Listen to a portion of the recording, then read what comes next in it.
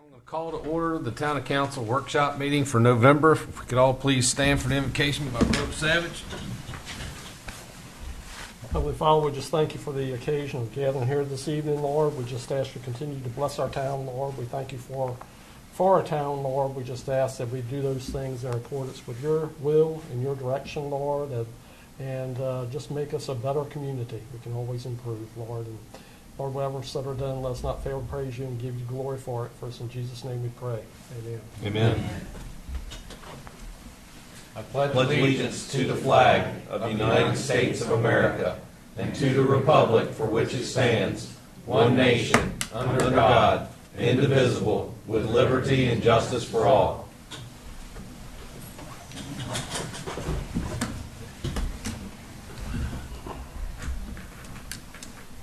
All right. Good evening, everybody. Welcome to the Town Council meeting.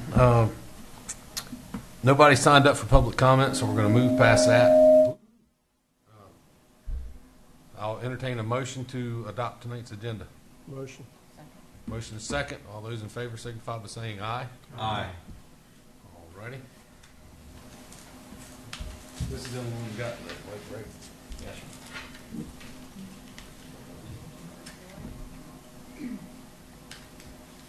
Okay. The reason most of y'all are here.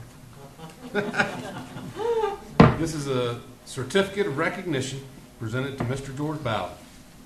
Whereas Mr. Bowden was honored by relatives and friends on the occasion of his 91st birthday, and whereas Mr. Bowden was born on November 5th, 1932, and has been a lifelong and valued citizen of the town of Chincoteague, and whereas on June 1st, 1955, Mr. Bowden married Miss Barbara Booth and has a son and 3 daughters, 6 grandchildren, and 9 great-grandchildren. And whereas Mr. Bowden has held several occupations, including the poultry and seafood industries, NASA Wallops, U.S. Fish and Wildlife, carpentry, boat building, and many, many, many more. And whereas Mr. Bowden is a life member of the Chincoteague Volunteer Fire Company, and a lifelong member and faithful supporter of the Union Baptist Church, and a lifelong and proud member of this community. Now, therefore, by virtue of the authority invested in me as mayor of the town of Chincoteague, I do hereby deem it an honor and a pleasure to extend this tribute to Mr. George Bowden on the occasion of his 91st birthday, with sincere congratulations and best wishes for many more happy and productive years. Presented this day, the 16th of November, 2023.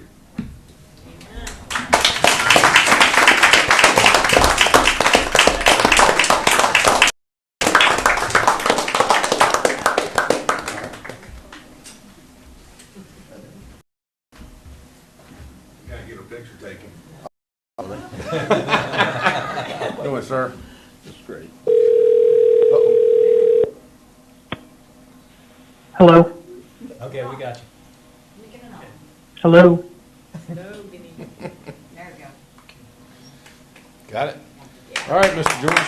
Congratulations, sir. Love you, brother. See ya.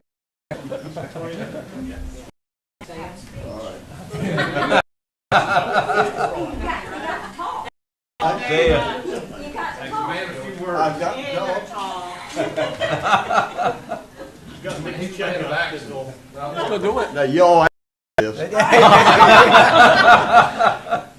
Brothers and sisters, I appreciate this here honor to me to receive this from the town of Chincoteague. And like I say, I've been here all my days, and I know just about all of you.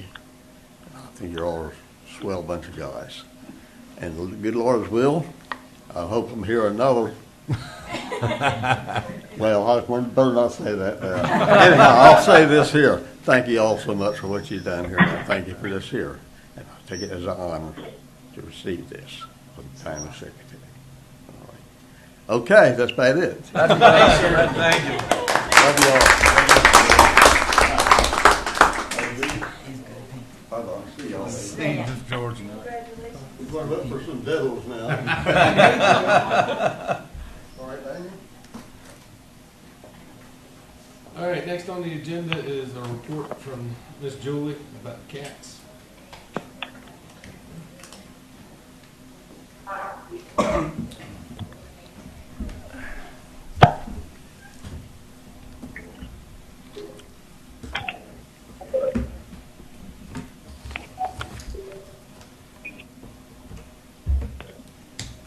That's it. Yep.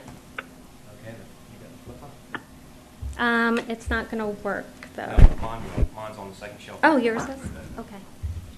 Just turn it on the side. There's a button on the side. Ah. Right here. Give me just a second. I'll do that for you.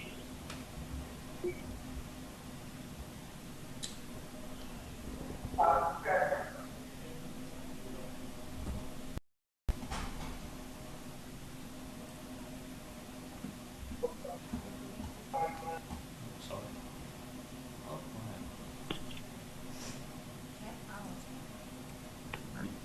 go ahead. Okay. Hi, I'm Julie Brommer with Chincoteague Island Community Cats, and today I would like to forward. Try the other way on that button, see if it's on. On the side. What's on the side? The button on the side, see if it's on. Sorry.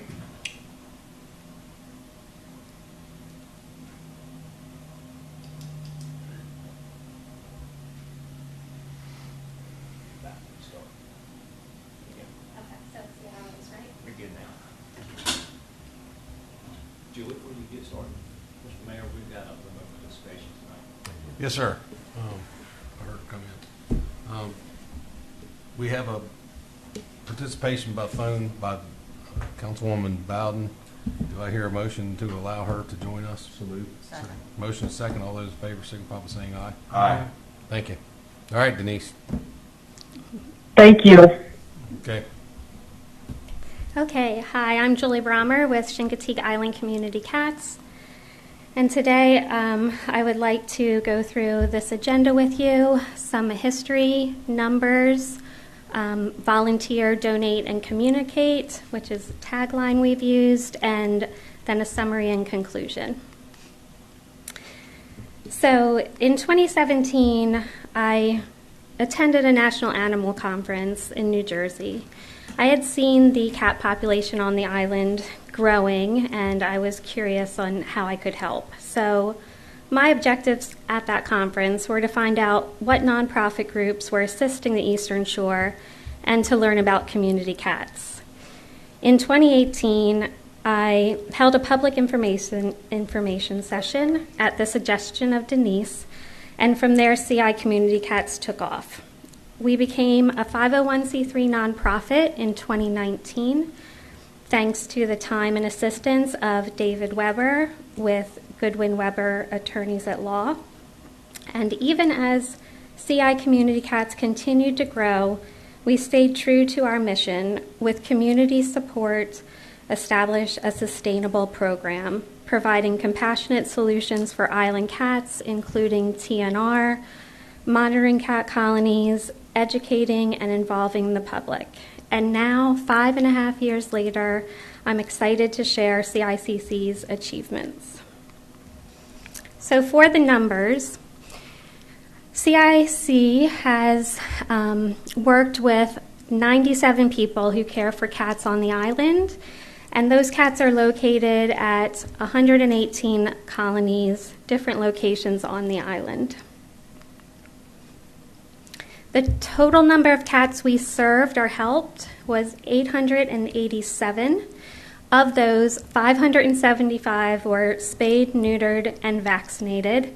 And of those, 285 were male cats and 290 were female cats. The national animal organizations estimate that a female cat can have an average of 15 kittens per year. And so if we calculate the number of female cats spayed and consider 15 kittens per female cat per year, CICC prevented an estimated 4,350 kittens. We also held free rabies vaccine clinics for dogs and cats in 2017, 2019, and 2023. 146 cats received rabies vaccines, and 72 dogs were vaccinated for rabies. We also had cat shelter building events in 2018 and 2019, and members of the community came out to build styrofoam shelters and tote shelters, and also insulated water bowls for the cats on the island. CICC is a 100% volunteer organization and relies on volunteers to achieve those numbers. CICC's volunteers have traveled from states as far as Georgia and New Hampshire, and CICC also brought new visitors to the island from Pennsylvania, New Jersey, Delaware, Maryland, and Northern Virginia. Local residents played a key role in helping us help 948 cats and dogs through our CICC TNR weekend clinics and our free rabies vaccine clinics. Local island businesses also played a big role in helping island cats and the people who care for them. Many businesses welcomed our CICC donation jars and placed them predominantly in their stores. Maui Jack's Water Park hosted CICC Give Back Days and a new duck swim fundraiser this year that raised $400 to help the island cats. Tigers offered Thursday night bingo fundraisers for CICC, and Libertino's Car Wash helped us out after each TNR weekend clinic, allowing us to clean and sanitize the humane live traps that we borrowed and used during the clinic. Volunteers also supported CICC with their skills and talents. Beautiful hand-knit and handcrafted items were donated to CICC to help raise money. A younger volunteer collected shells, decorated them, and CICC was able to not only send the kittens that we rounded up along to rescues, but also a token from Chincoteague Island. CICC is so grateful to all of our volunteers who found ways to donate their time, skills, and talents to help 948 cats and dogs during our weekend clinics and rabies vaccine clinics. CICC was able to collect food donations from the public through CICC Amazon's wish list and by having volunteers available to drop off food. Since 2017, we donated cat food that was provided to us to our caregivers that partnered with us, and some of that cat food came from nonprofit organizations in New Hampshire, Maryland, Virginia, and Pennsylvania. Both dog and cat food donations were then provided to Mana Cafe and to cat colony caregivers who worked with CICC. And in 2021, working with just one nonprofit group out of Pennsylvania, CICC was able to provide 2,958 pounds of dog and cat food to the island. As CICC grew, we chose to stay focused on our mission to TNR island cats and began to rely even more on others who had a passion for helping animals in the community. Styrofoam coolers donated in Pennsylvania were delivered to Tigers to be passed on to another person who enjoyed building cat shelters. And CICC became a conduit to provide used cat houses to cat colony caregivers who partnered with us. Pictured here are 2 cat houses that were no longer being used and were donated to CICC. CICC was able to give supplies to other organizations in the area, and as our office filled up with cat carriers, crates, and traps, we provided these items to help local groups get started.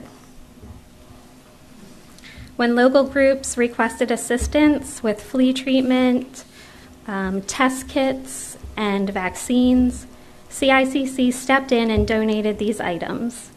When we received supplies such as water bowls, disposable gowns, cat beds, and toys, we passed these items along to local groups that could use them. and communicate. CICC provided a private Facebook group to gather people who wanted to learn more about cats and help the cats. Within 1 year, the CI Community Cats Facebook group had over 500 members. And as seen in this picture, but not mentioned under local businesses above, the Island Creamery supported CICC with their ice cream dishes so we could use them as water bowls, and also donated gift cards for our TNR weekend volunteers. Through communication and networking, CICC was notified of equipment in good working order and no longer needed by nonprofit groups in Pennsylvania. A small refrigerator, an autoclave, and a bank of cages was donated to CICC and then delivered to a local group on the island. We were also notified of a bank of stainless steel cages that a nonprofit group in PA no longer needed. So we were able to pick up and deliver that stainless steel cage to a local group on the island for use. And finally, a final example of how we communicated and the resources is when CICC was notified of a surgery table and surgery light that a retiring vet wanted to donate. CICC was able to connect the retiring vet with an island contact, which resulted not only in a surgery table, surgery light, but also other useful vet equipment. CICC led the charge in providing both resources and information to Chincoteague Island. Over the past 5.5 years, we organized and facilitated educational sessions and open forums to talk about cats. We were able to bring awareness to the needs of both cats and their caregivers, allowing the public to find a way to assist as they could. And all of this was achieved with no cost to the island. CICC did not request any funding from our town council, from cat caregivers, from dog owners, or local groups. We were able to accomplish our mission through grants, donation jars, bingo nights, Maui Jacks fundraisers, Amazon Smile, and with the beautiful hand-knit and handcrafted items provided to CICC to raise funds. CICC has met our goals by partnering with cat colony caregivers and determining that their cat colonies are stable. When connecting with our caregivers, they are saying that they aren't seeing any new cats or kittens in their colonies. In fact, as expected with the TNR program, on larger colonies on the island, the caregivers are saying that they're actually declining in numbers. So with all of this information, CICC is here to announce that it's planning to dissolve our organization. As a nonprofit, we'll be working through the required paperwork and necessary steps to close up shop over the next couple of months. Funds in the CICC bank account will be donated to the Eastern Shore SPCA. I'd like to say a special thanks to all of the people who volunteered and supported CICC to achieve this success. Thank you so much to the Town Council for supporting us, providing space for our TNR weekend clinics and our rabies vaccine clinics, and choosing us to rent the front office space to use for CICC supplies. And that's it. So thank you so much for your time and the chance to present CICC's successes to the group. Thank you, Julie.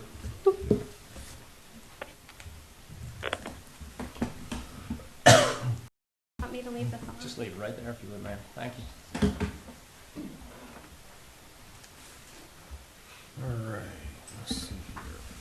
Moving on, we have a lot line vacation.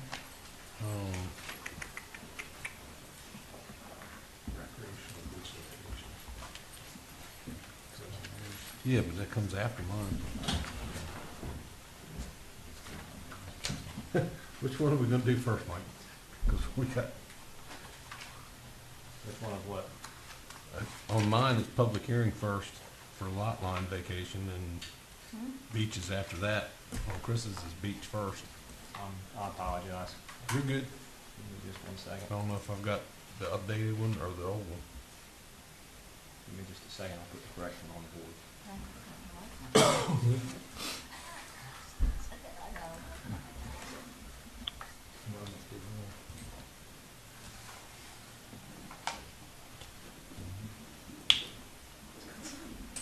Okay, so next is the public hearing on lot line vacation. All right, well, I'll turn it over to you. Okay, Mr. Mayor, we have a lot line vacation of 2 parcels. Miss Jean Birch Sappenfield is, Mr. Turner, would you like to speak? I can, but I'm happy to answer any questions or speak, but yes, Okay. go ahead, please. And I will put the 2 lots in question on the board. They're on South Main Street, on the water side of South Main Street, on the west side of South Main Street. That's correct, and plats were submitted, 2 plats were Yes. submitted with the application, Yes, sir. and I'm here representing Ms. Sappenfield, and just asking if we could vacate the lot line between the 2 lots. On South Main Street, I believe it's just short of BB Road, if I remember correctly. I should give you a much larger view.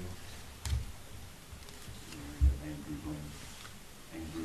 Is it Andrews Lane? Just north of Andrews Lane, where the Williams used to have their property. Yeah, It's my cousin. I thought it was. The big empty, it's all empty, right? Yes, yes, sir, it's all in there. Yes, we're right across from, I think, is it Billy Williams? Used to own that house. I'm not sure. Yeah, Ella May lives there now.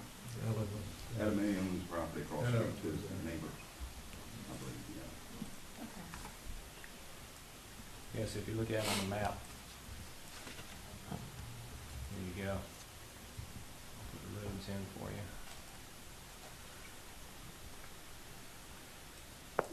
So between Beacon Street and Andrews Lane, But it's on the water side. on the water side, yes, ma'am.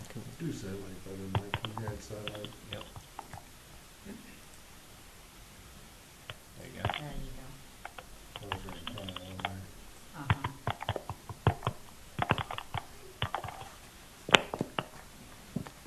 So we're resolving this last year for a house, Basically. Mark has reviewed it. We have no structural issues with the vacation. Can we ask what it's gonna be used for if it's vacated?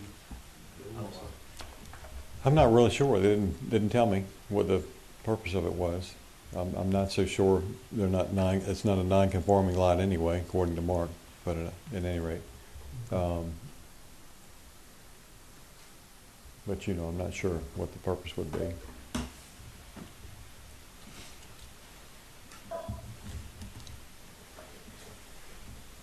Any questions? Yeah, Mr. Mayor. Go ahead, Denise. And I can't see the map from where I'm sitting here looking at this computer. But is this a lot that can be built on if it's vacated?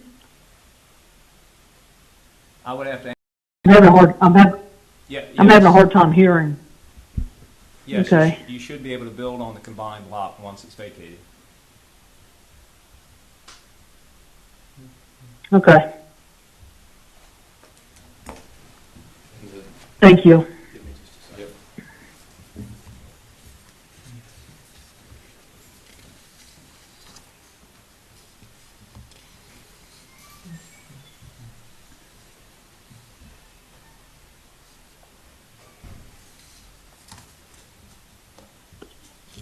What's across from now? Nothing? Did Earl Stevens used to own that? I don't remember that. Came out of partition deed from Deanna Deanne Iris Birch and Jean Birch Satterfield. Iris J. Dunham, formerly Iris J. Denny, passed away and owned these properties, and a couple of others. The plats were not of a size that I could digitize them and have them on the agenda for you, but the first lot is 3,094 square feet. Second lot is 3,072 square feet. Combined lots will be 6,166 square feet. So no, minimum size building lot would be 10,500. So no, we would not be. They're grandfathered now, but my understanding is they're non-conforming lots. There are lots of record.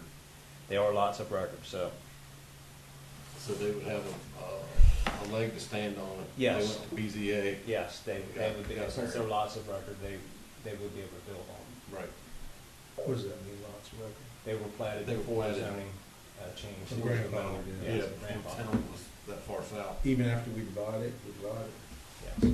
they're still You're not- considered divided? The only thing we would gripe about if they were, I think I'm telling you correctly, and Mr. Turner can tell me, the only thing that we would object to once Mark sees this, he's looking to see if you're making a lot more non-conforming than it is now, or if you're eliminating any easements that someone else might have in the process of doing this line vacation. That's really about the only thing that we can say, we can deny it for in the office, and then it would be up to council to say yes or no. Now, I have gotten opinions from our attorney on this before, and they tell me that we really don't have a lot of say-so at this point on whether we can deny lots just because, deny the vacation just because. We have to do some work on that. But this vacation is, of course, adding property to an existing lot, so it would not be making it more non-conforming in that respect. The setbacks and side yard, front yard, and rear yard would still apply for R3 in this case, I believe so, or whatever zone this is, which I believe is R3.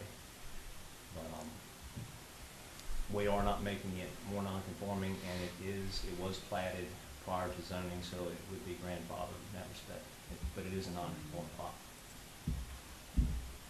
And we had talked about this, but we had never established any kind of restrictions that dealt with, in doing this, adding structures or whether we're non-conforming with the current zoning in that area, right? So we don't have anything in our That's code that prohibits us of that. So there's really nothing, we have nothing to stop anything like this, even if it's gonna put a house there per se. We don't have houses on that side of Main Street. Wait, there's a few. There's a house right next to it. You see that red roof? There's a few. You have one right here, for instance. Oh, you're not as far down as I thought, okay. But he would, That would be- before he was able to put a house there, they would have to go before the BZA and get a variation because the lot is still not big enough. 10,000 square Yeah. feet, I got you. That's what you're saying.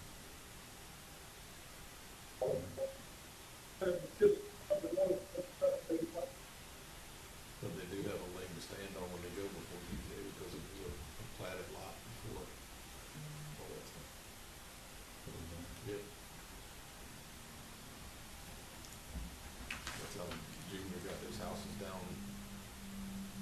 further south on the left, because they were platted lots. Anyhow.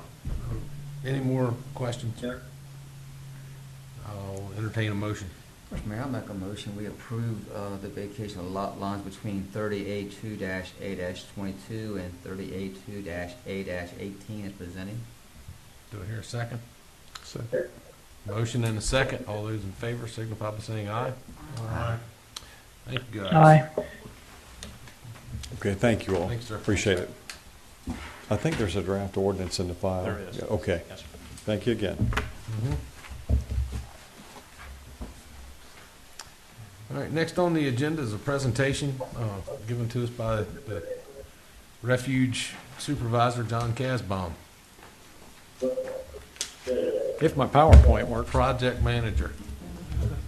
Yeah, don't use that term. Nobody will know what you're talking about.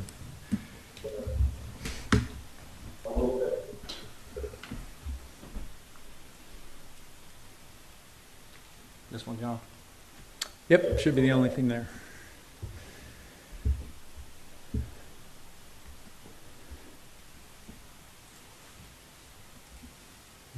You're on this? No.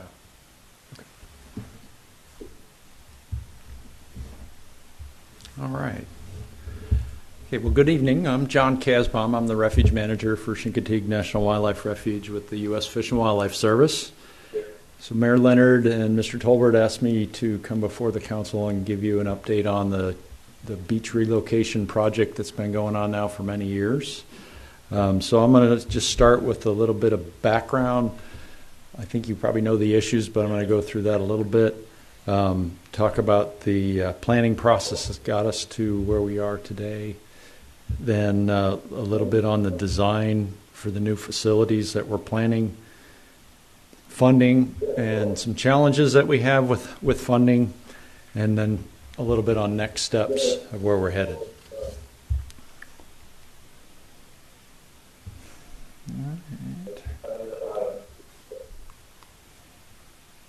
All right, what am I doing wrong?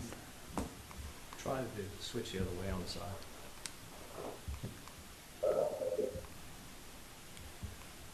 Nope.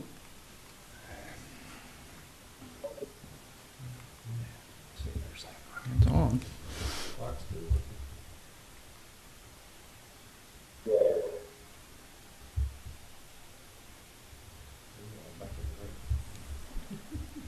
Worked for the last presentation. Yeah, I know.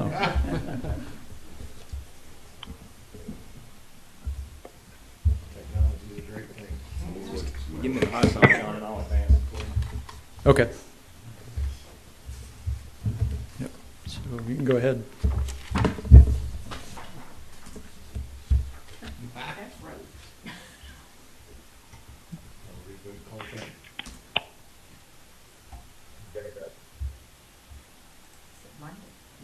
There we go.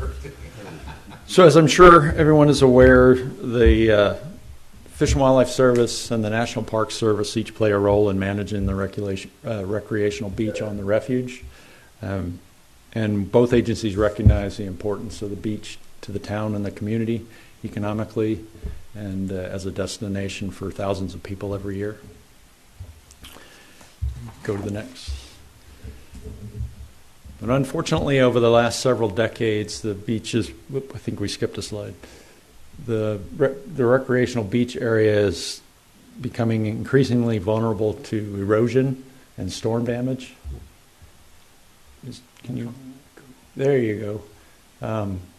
Both from extremely high tides, storms, nor'easters, tropical depressions, those types of things, with typical overwash events as you see in the photograph here.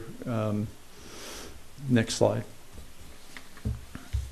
That result in repeated damage to the infrastructure there, primarily the parking lots now. Years ago, as you know better than I do, there were boardwalks and other structures at the beach. Those have long since washed away as the island has continued to move to the west in this area. Next slide. All of those repairs are costing more and more money every year, depending on the severity of the winters, primarily in nor'easters that come through, anywhere from $100,000 to $400,000 to maintain that beach every year and do the repairs necessary and get ready for the summer season. Since 2003, about $15 million has been spent by the Park Service to do those repairs. The cost keeps going up, and it's quickly becoming unsustainable to maintain these for the public in a suitable condition. Next. Even moderate storms can cause significant damage. This is Winter Storm Jonas in 2016. It pretty much overwashed the entire parking area, had to be rebuilt, cost about $600,000. So cost aside, eventually we're going to have a situation where it's unrepairable and it's beyond our capability to maintain. And that kind of outlines the overall problem. Next slide. This part of the island is the most dynamic on Assateague Island. This series of slides shows you a time progression just from 2006 to 2013 on how the beach has moved to the west. You can see the area, the arrows all referencing the same points. Note on the 2006 slide the Swan Cove Trail that used to be present as a paved trail that by 2011 was in the ocean. And you can still find pieces of asphalt on the dune line after the right storm. Not to mention all of the road and power infrastructure that went down to the Coast Guard station on the Hook, and all that is now long gone. So that area is moving anywhere between 10 and 13 feet a year. It's not necessarily a gradual progression, but depending on the storms. So, next slide. So in 2015, the refuge completed our comprehensive conservation plan, which is basically a 15-year management plan that guides what we do on the refuge. It was accompanied by an environmental impact statement.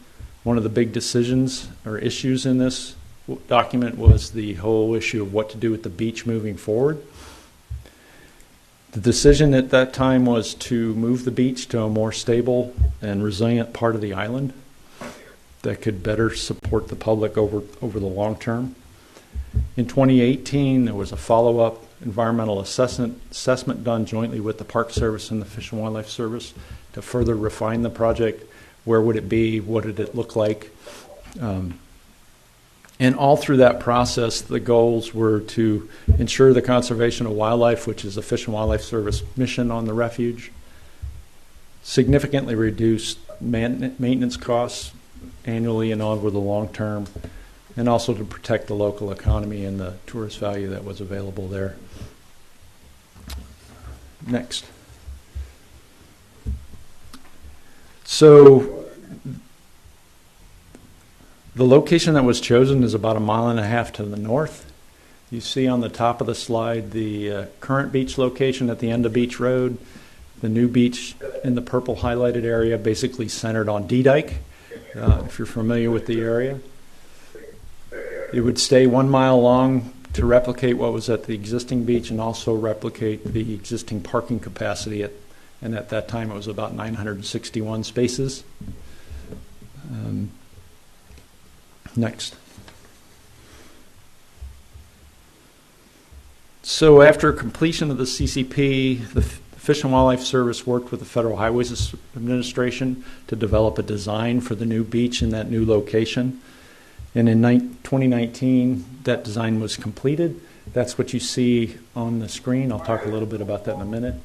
A couple of criteria went into that design. We were trying to have a minimum 25-year lifespan.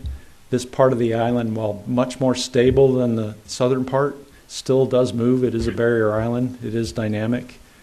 And also, it would provide room to move some of those facilities to the west as the island continued to move to the west. That design included a new entrance road from Beach Road, which is the line in green, with an associated bike trail or multi-use trail. I'll use those terms interchangeably. Back toward the bridges by our fee booths, we wanted to add an extra lane to try to help with congestion coming out of town. There were 3 roads across from the green line to the parking lots, a series of 5 parking lots that created, again, the 961 spaces, and then 7 boardwalks that were ADA accessible that got people over the dune to the beach. The original cost estimate at that time in 2019 was $18 million. Next slide.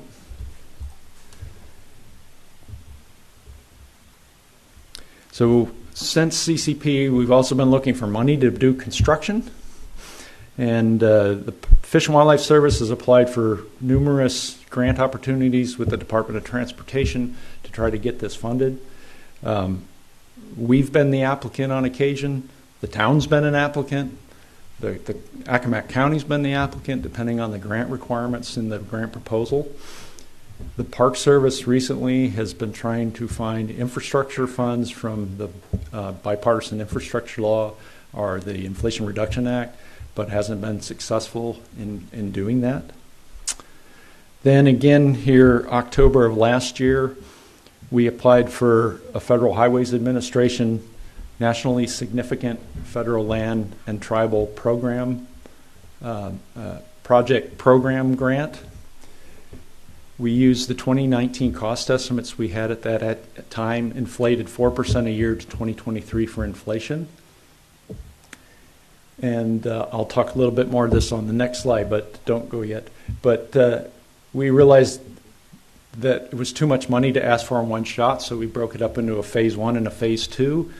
This was a phase 1 proposal. It would basically, you can click the button. It would basically replicate the current facilities that we have at the existing beach. Not everything that's on this map, just the main road in to D-Dike, the parking lots and the boardwalks, not the rest of it. And the town wrote a letter of support for us for that and submitted it with the grant application. Next. And lo and behold, this June we were contacted that we were awarded in full for the $17.7 million that we requested. We don't have that money yet. We're still working on that. And there's a 10% match requirement with that, so the project total is actually $19 million or so. And we're on track for that part. Next. Now the challenges. That was the good part. I like to think this is the good, the bad, and the ugly. The first part was the bad. This was the good. Now the ugly part.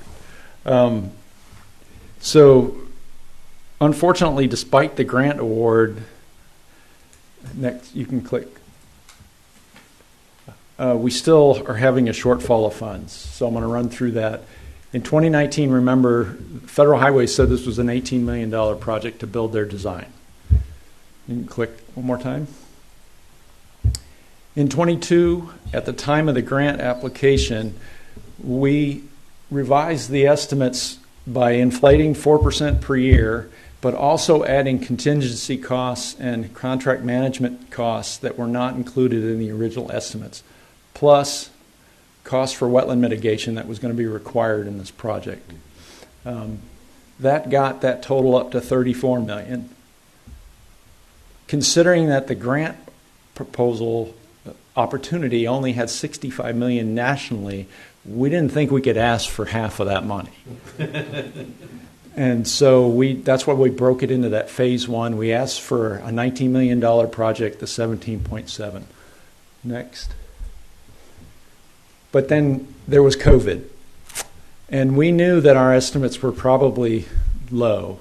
So we sought out an independent A&E firm that we have on contract to help us with some other work.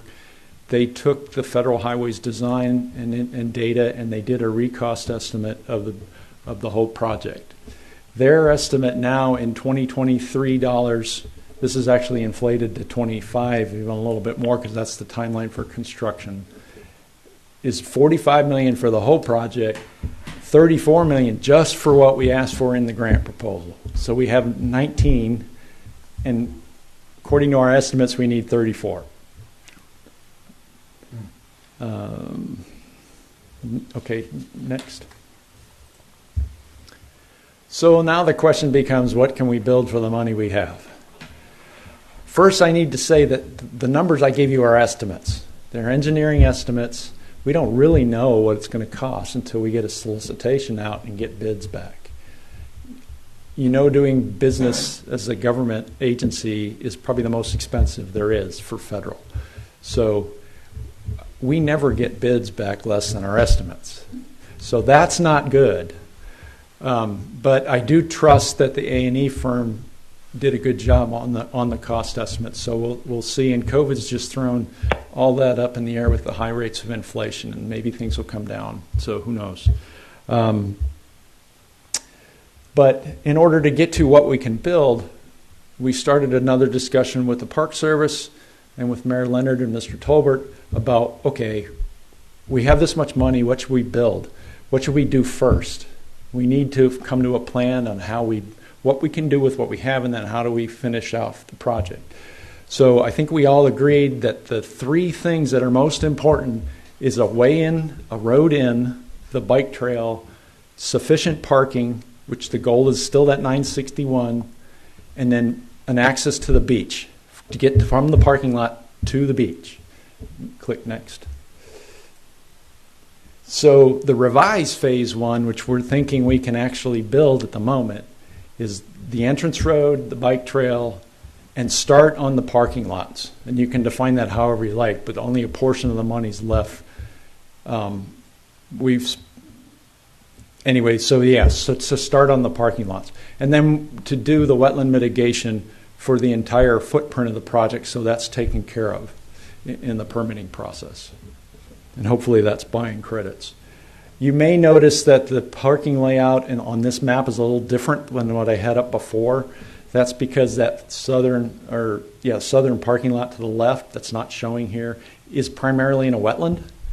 And we're trying to move that out of the wetland both to ensure we get permits and to try to reduce the costs. The capacity isn't reduced because we move it to the north on the far right. And that's just a conceptual box drawn in the uplands. We still need to do some further design work to realign that with the actual wetland footprint on the ground. And the other part is, how do we get people over the dune? 7 boardwalks are lots of money. That's a big chunk of that money. So we're going to take another look at that. Next slide. So last week we submitted a second grant application, a supplemental for the same program that we got funded last year for this go round. It totals $13.3 million as a project. It's about as little as we could ask for, trying to take the same strategy of not over asking. It's about $12 million that we're requesting from the program plus the match. We believe that would allow us to complete all of the parking, 1 ADA boardwalk, and then to reduce costs, instead of building 6 other boardwalks, we take a look at redesigning those to be on the ground, on grade, either through or into the dunes with some minor resculpting, maybe some ADA matting, similar to what we have currently. That should save a lot of money. Where that footprint actually be is part of the redesign work that we need to do in the next year. I requested a letter of support from Mike, and you were gracious enough to provide that. So thank you again for that. Next. So next steps. So we still need to finalize the design for the project for the tweaks I was talking about. We have all the specs, all the main things are done. It's just that footprint of where that parking lot's going to be. And then we have to deal with the wetland permitting. It's the only outstanding environmental compliance item that we haven't done yet. NEPA's been finished. All of the other permits are in hand. There may need to be some revisions because of the time that's gone by, but don't expect any issues there. We need to complete the funding agreement with Federal Highways that we're working on a draft of now. It's a very long document that they provided, mostly boilerplate, but we got to get it through lawyers in both agencies, and that may well be 6 months from now. So don't expect any activity on the ground until 25, 26, because that's how long it's going to take to get all this done before we can get to contracting. We're also looking at some non-traditional ways of doing the construction. Yesterday, we had a meeting with 2 gentlemen from the Air National Guard in Virginia Beach. Nationally, they have a training unit for all of the Guard units in the country that they look for projects like this that help prepare them for their mission. Paving of in combat of wartime runways and those things. So this is a project that they think fits really well with them. And we don't have any of the details worked out. This is happening now.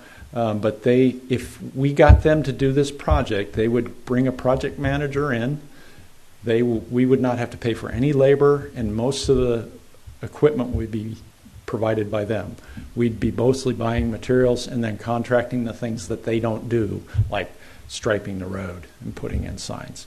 And that could be 30% savings something like that. So that could make a big difference. And then there may be portions of the project that the Fish and Wildlife Service and the Park Service do on our own. If we don't get the second grant and we've got the main infrastructure, we may be able to over time build the parking lots. I mean, the Park Service does that every year, right? So that's not our preferred, but we'll see where we go with that. And then, of course, we'll continue to look for more funds. The Fish and Wildlife Service might have an opportunity for storm supplemental funding from our headquarters transportation folks. That's tied up in the federal budget cycle, which you probably know we're in a continuing resolution and we're not going to get anywhere until we have a real budget for the year. And then I don't know that that's a very likely scenario, but it's possible, at least for some money. And then the Park Service has opportunity to maybe fund individual pieces through dedicated funding for certain things like multi-use trails and a boardwalk. So they're working on that, and that could be $3 to $5 million just there. So it's a big challenge. It's a big project, especially for an agency like mine. Refuges don't generally do these kind of projects at this scale. So we're trying to make it work, and that's kind of where we're at. So there's a lot more to it behind the scenes, and I'm happy to answer any questions. I have a question. Go ahead, Jim Wayne. How many feet does the DDAC area move? I should have looked that number up, but I'm thinking it's more like 2 or 3. Big difference in that and 10, 13? I don't think that area, and you might probably tell me better, but my impression is it hasn't changed that much since the CCP in 2015 there. It's certainly changed some. I'm not saying nothing, but not like down near the hook. And that was all modeled to develop an accommodation line of 20 to 25 years of where those facilities would be sited and how far from the dune and the beach they should be. And it's going to go, everything's going to go westward. I guess the biggest question that I have to ask about, like I say, I get tired of everybody saying beaches to be maintained wide, dune, grassed, and fenced. And a lot of our beach is wide and flat. You know, how you maintain a beach. Mm-hmm. How you maintain a beach is wide, duned, grassed, and fenced. Like I said, to maintain a beach. That's how you maintain a beach. I could say that we've not had dunes and grass and fences on that beach in a long, long time. I've ever cut down for pipe and plover nesting. I could say if the beach was maintained at that wide dune, grass, and fence, I know it's going to keep going westward, but it wouldn't have more product to keep migrating westward. So there was a white paper done on those kind of topics, and a lot of the dune work was actually exacerbating, in my understanding, and I'm not the expert on that, was exacerbating erosion. A lot of the things that we do to keep it where it is preventing the island from rolling over. So we're losing the beach and we're not gaining anything to the west. So it's not a simple problem. I know fencing was tried at the current location, and the Park Service has been doing that in other places, and it's not at the scale I think that it really needs. So. What is the mitigation? Mr. Mayor, I have a. Hang on, Denise. I'll get to you. Okay. Just for curiosity, the wetlands mitigation, what entity are you having to do that through? You mean the regulatory agency? Yeah. So it's the Corps of Engineers and the Virginia Department of Environmental Quality.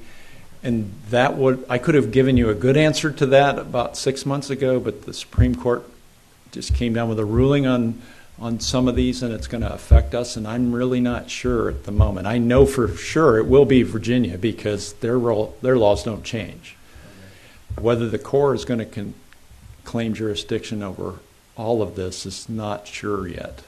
I think they will claim it over the impoundments because they're connected by culverts to the Swan Cove and Tom's Cove, but the isolated wetlands like in the road corridor, probably not.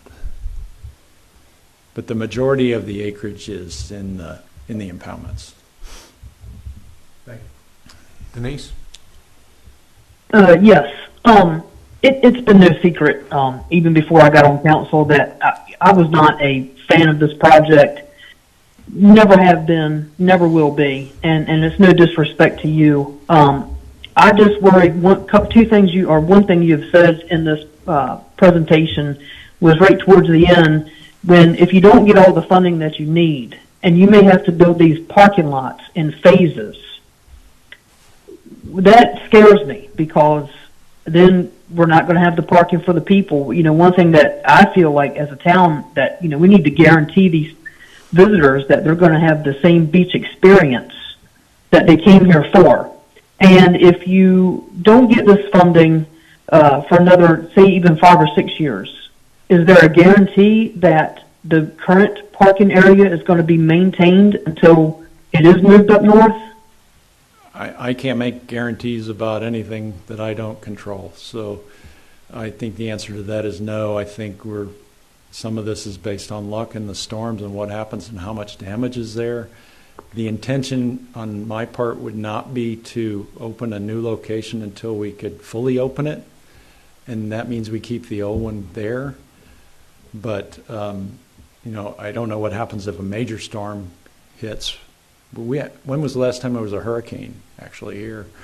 I mean, yeah. So that's a hard question. I don't think there's a good answer either, because the renourishment of that area is ungodly expensive too, and not feasible long term either. So I will say that this is the decision that was made in the planning document and the NEPA process, and that unless there was another decision, this is the guiding principles that we're working from. Not principles, but our marching orders, basically. So. Okay.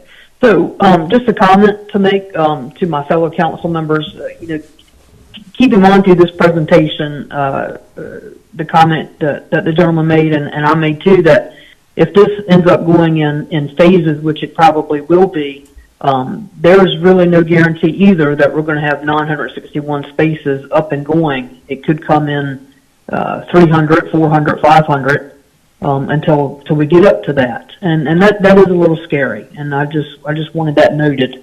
And thank you for answering my question. Yeah, I throughout my career, I followed behind many people that make promises that the agency was never going to keep, and I will not do that. So I can't tell you how many parking spaces are going to be there. I can tell you our goal is 961. That's what those boxes are designed to do. And then it comes down to money, and it's we're looking for every means we can to cut costs and get something that works, as opposed to having nothing if the current beach disappears. So, and I don't like the gamble, but I kind of feel like if it disappeared, that's a different level of pressure that's brought to maybe find funding to finish out what we started. I don't like that playing that way, but I don't know what else to do. So question, you talked about we probably wouldn't see anything on the ground until 25 or 26. And I know there's a lot of variables right now, not knowing what funding's been produced, how much you'll have to do, or the Park Service will have to do locally. Estimated, if this thing starts in 2026, when could we potentially see the end of phase 1 completed? You know, I think if we had everything lined up to do the construction, I don't think this is more than 2 years once we start. Okay. And I hope it's less than that. Talking to the Air National Guard, they're thinking that it would just be several months to actually build the road. So, I mean, that was good to hear. So. Okay. Thank you for coming. I can't pronounce your last name. No worries, nobody can. When I believe it was Mr. Hines, was he our last one? A couple ago, yep.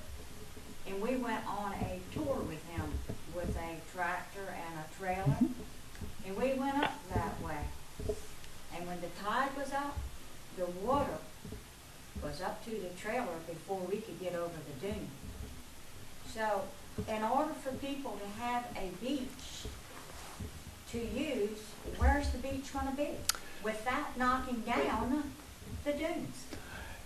Well, I agree that is a narrower part in places. Some of it is not as narrow, and it depends on when you go. It's narrower towards the south side of it than it is toward the north. But the current beach is also narrowing out too. So that's another there's not a good answer to that question. So what will happen to the Coast Guard station? Well, I think eventually the Coast Guard station is going to end up in the ocean. But that part is also building, and the models say that we won't likely get a channel or inlet cut in that part of the beach. So, Sure looks like it. I'm not the expert on that. So That's also Park Service. Yes, the Coast Guard station is Park Service, and just looking at it kind of like you would, I think it's got more problems than just worrying about the water and the. A long time ago, when all this started, we were promised that they were going to protect that building and have it as a classroom for students to go over. That's never happened. And now, from what I understand, windows are knocked out of it. Mm-hmm. And some of them are boarded up. Well, if you board up the bottom windows and you got the top ones that are broken out, why didn't you board the top ones up? Yeah, I can't speak for the That's Park Service. Park That is their asset. I've been told that they would like to potentially use it someday for interpretive kayak tour destination and that kind of thing. That's what was told. But that comes down to funding, I would imagine, for them as well. And I think the worst thing that probably happened to it was that it stopped being used for housing, because once you don't use it, you can't maintain it. I see that everywhere I go. You know, if we're using a facility, we try to maintain it. But once we don't use it, it disappears. Thank you. Now, the beach, are you gonna, how on our current beach, during the breeding season, you close it off? Is it gonna be the same way up here where you have No. there's no nesting that I takes place? I didn't get into that, but this is kind of a win-win also for the wildlife side of it, because the primary bird nesting area is where the current beach is, and likely, given the overwash that would happen if we didn't maintain it, would probably be much better habitat for the species that are important to Chincoteague, piping plover, American oystercatcher. We don't see those species using the new location. So we won't have that conflict. So that people will be able to spread out. There may won't be a narrower beach, but they'll have more beach if they want to. Right. Spread out. There shouldn't be any seasonal closures down there. The current area will be closed, but not the new area. In off season, you'll be able to access the hook through oversand vehicles, right? Yes. So the comprehensive plan called for the current oversand vehicle zone would stay from September to March, and then during the March to September, that would be pushed to the new OSV zone on the north, which would be open then. So that rolling closure from the overwash up would just be a closure of the whole area during the bird season. All right. Jack, go ahead. Yeah, you mentioned earlier about, and you mentioned it a couple times, about the military and Air National Guard was going to participate in this. Well, we hope they will. That's not a done deal. Okay. I guess the word hope wouldn't. I've worked with the government long enough that sometimes when we have other government entities, involved, and they somewhat can feel like they can take possession of areas and such. And I guess one of the things they do is prepare for some type of DOD involvement as a result of them,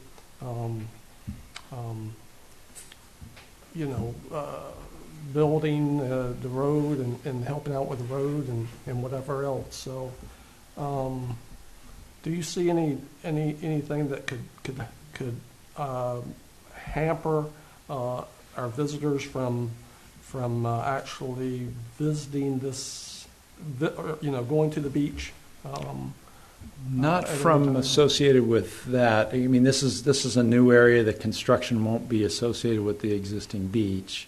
You know, there'll be disruptions on the service road regardless of who builds the thing, because that's the road bed that the new road would be on. Probably my biggest concern with the National Guard is this. There's two ways apparently they can do these kind of projects. One, it could be the local guard unit only, which means it's 2-week deployments of just their people. And we probably wouldn't do that because we would never have a guarantee they would actually finish it. We're not going to do a weekend here and a weekend there.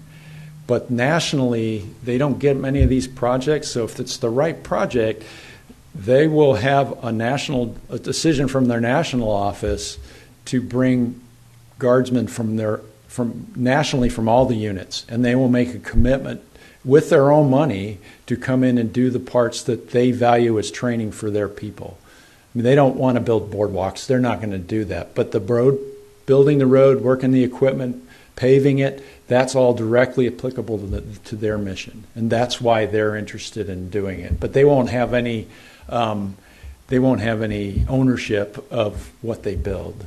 That'll stay, with the refuge. Okay. At least that's what I know today. And like I said, we just had that meeting yesterday. And they saw enough interest to come up here, visit the site, take a tour, talk to us. Now we're really going to, it sounds promising, and we're going to flesh that out and see what it actually might mean. It's not even a money-changing hand things. We don't even give them any funding. We would buy the materials and they would do the project.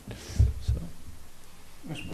Sure, go ahead, Jim. You already answered one of my questions a while ago, which I talked to you earlier about. So the existing beach now is going to close from March to September.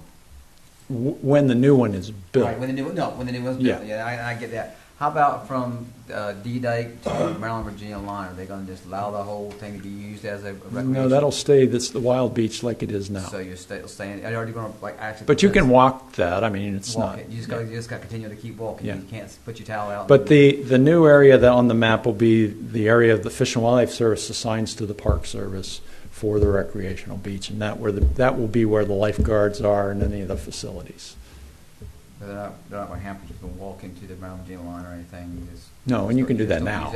Right. So now we would like you to keep your feet wet because there is some resource value, sea turtles, and there is some bird nesting on the beach. So, but yes.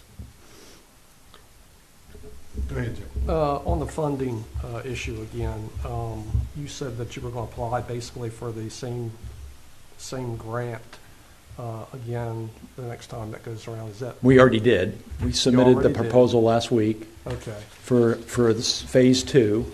It's a little bit different write-up than what we had proposed in phase 1 as phase 2, and it's for more money. The likelihood of funding, I don't know.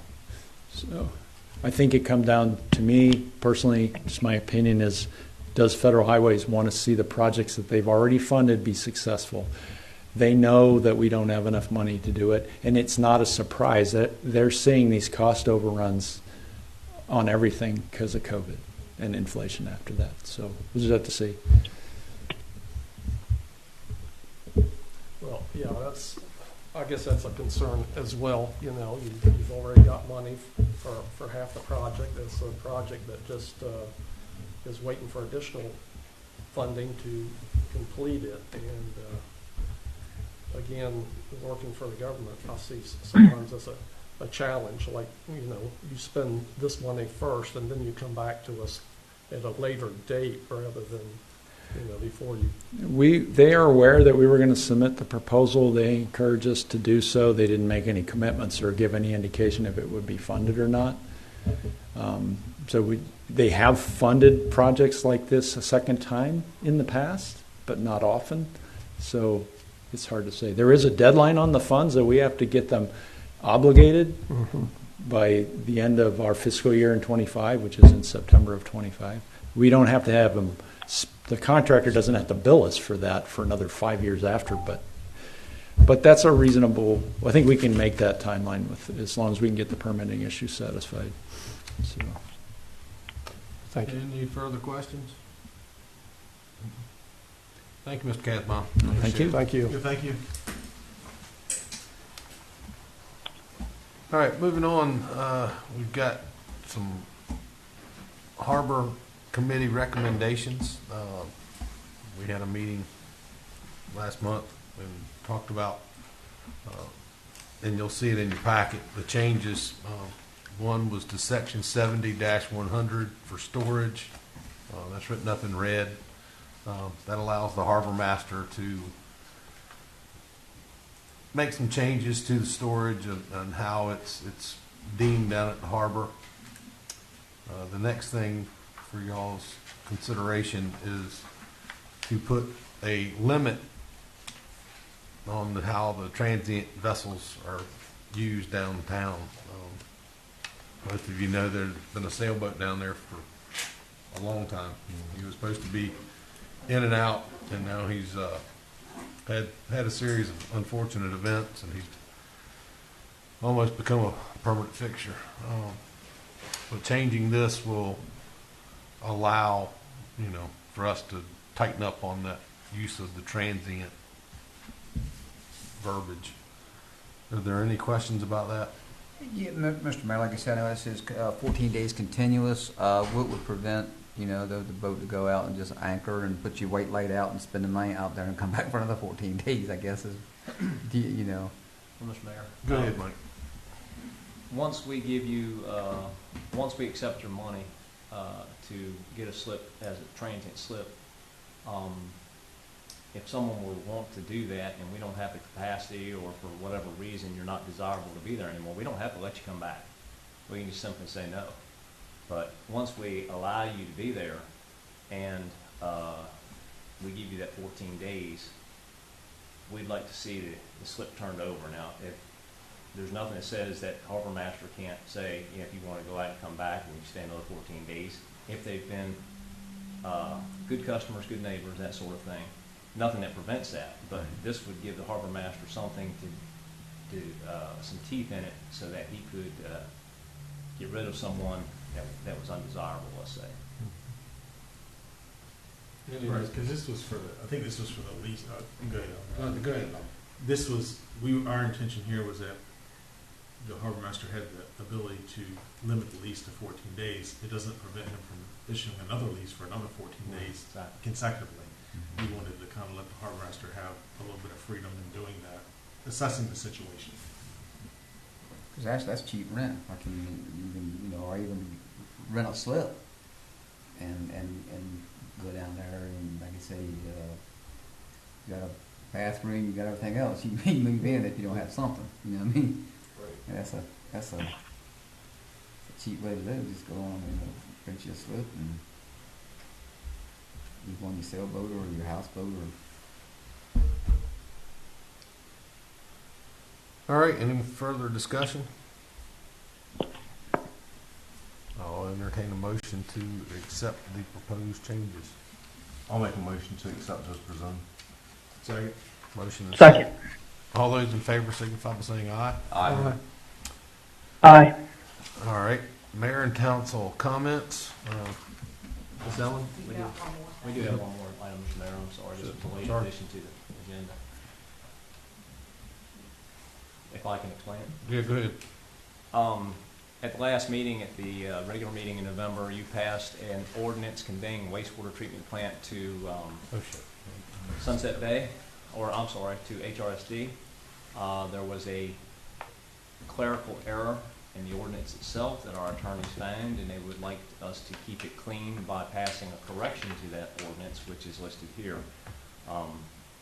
The meat of the matter is that the original ordinance read that HRSD transfer ordinance contains an inadvertent, lot 1, or number 1, lot 4 of parcel 14 is specified on the attached proposed subdivision plat be conveyed at no cost to HRSD.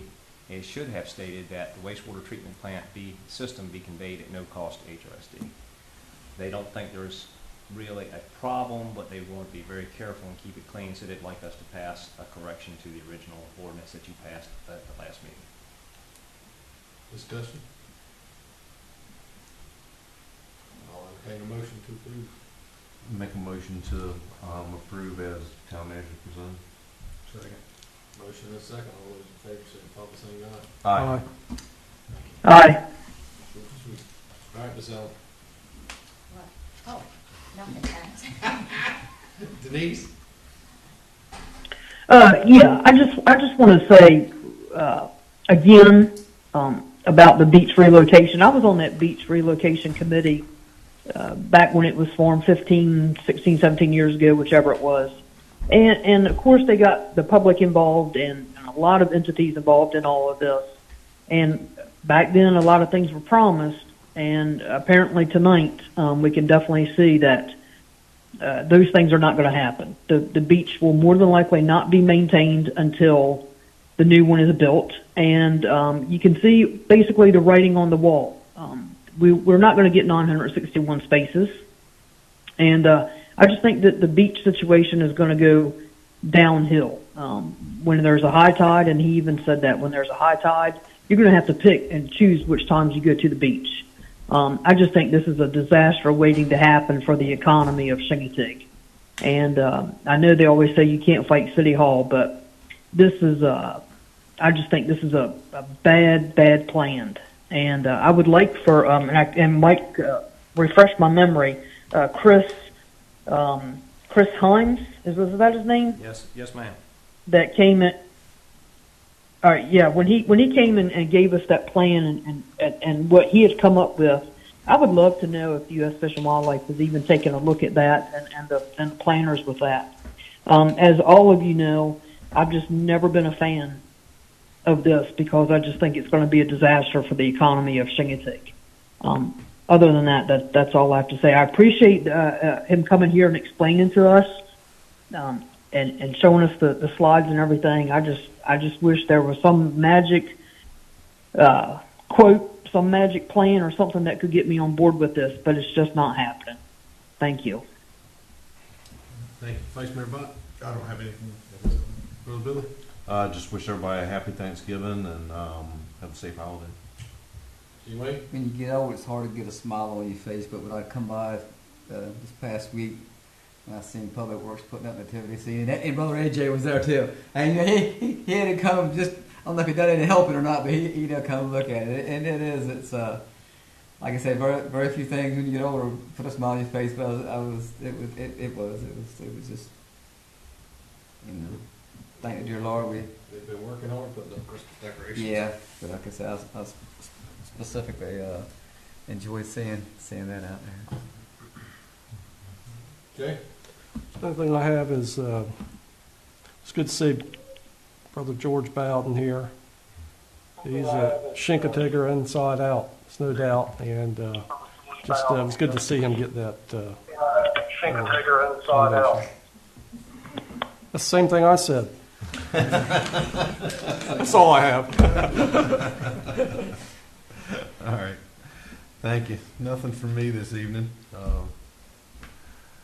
I'll entertain a motion to go into closed session according to 2.2-3711A1 Code of Virginia to convene a closed session for the purpose of discussion and review of specific personnel and department performance.